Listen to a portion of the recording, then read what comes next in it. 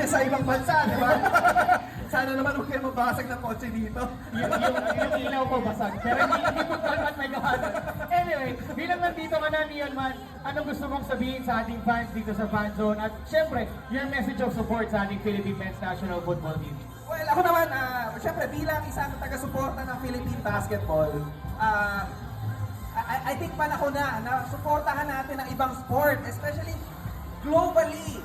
Walang sinabi yung basketball sa football. Talagang football is by far the worldwide most popular sport. Like, grabe talaga. So, and I think sobrang taas ng potential natin mga Pilipino sa football over basketball. I mean, we've been saying it for the longest time, right? But I think it's about time na we support Philippine football and malayo mararating natin dito. Yeah, thank you so much, Mr. Neon Man. Kotse sa ibang bansa, di ba? Sana naman huwag kayo mabasag ng kotse dito.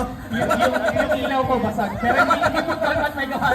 Anyway, bilang nandito ka na, Neon Man, anong gusto mong sabihin sa ating fans dito sa Fan Zone? At syempre, your message of support sa ating Philippine Men's National Football Team. Well, ako naman, syempre bilang isang taga-suporta ng Philippine Basketball, I think panahon na suportahan natin ang ibang sport, especially globally.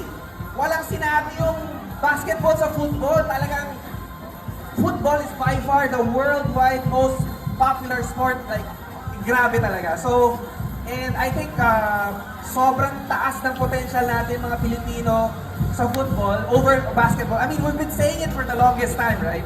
But I think it's about time na we support Philippine football and malayo mararating natin dito. Yeah, thank you so much, Mr. Neon Man.